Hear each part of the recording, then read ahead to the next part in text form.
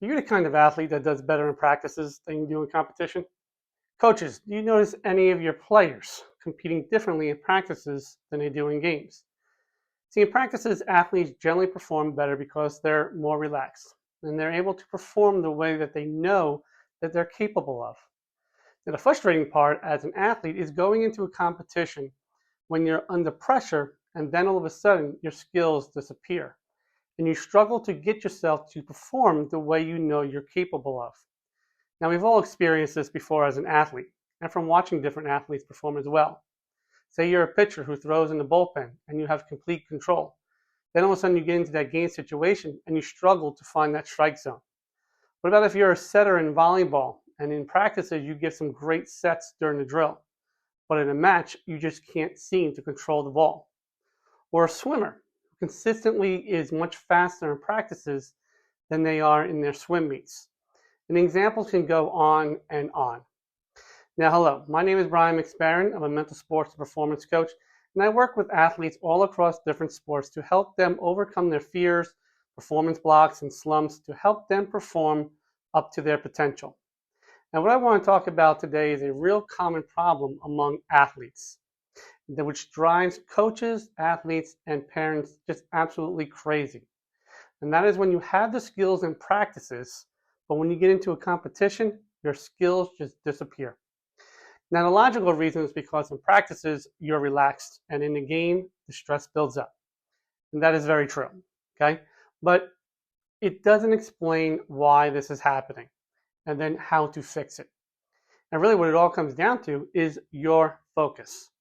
See, in practices, athletes do better because they're not thinking about the outcomes. They're not thinking about what if I mess up. They're focusing on what they need to do right now. They're focusing on how to perform that skill. We call this being in the present, okay? And being in the present means having the focus in the here and now. And this is why athletes focus and perform so much better in practices than they do in competition. See, in competition, what happens?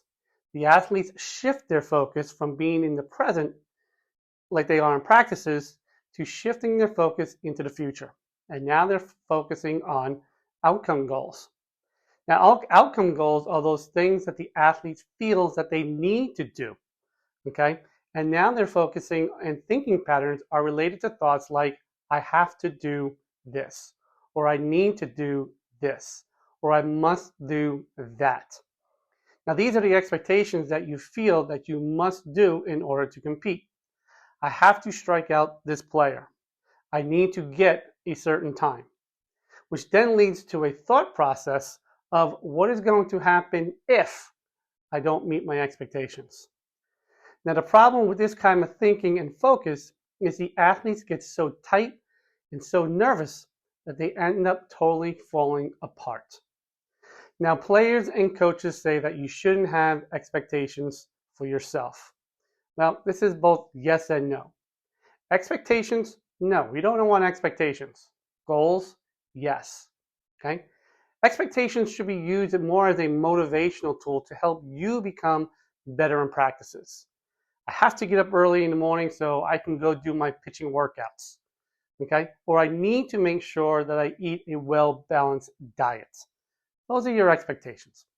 However, in games, we want to shift our focus to performance or action goals.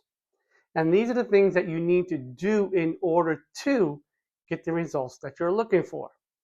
So now the pitcher is going to be focused on seeing the target. The volleyball player should be focusing on using her legs for the bump. And the swimmer might be focusing on cutting her arms through the water. When this shift of focus occurs, athletes now are back in the present moment thinking.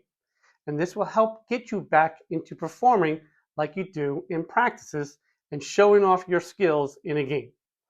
So remember, you can't perform your best when you're pressing yourself to try to perform your best. Shift your focus and watch your performance going from being known as a practice player to now becoming a gamer.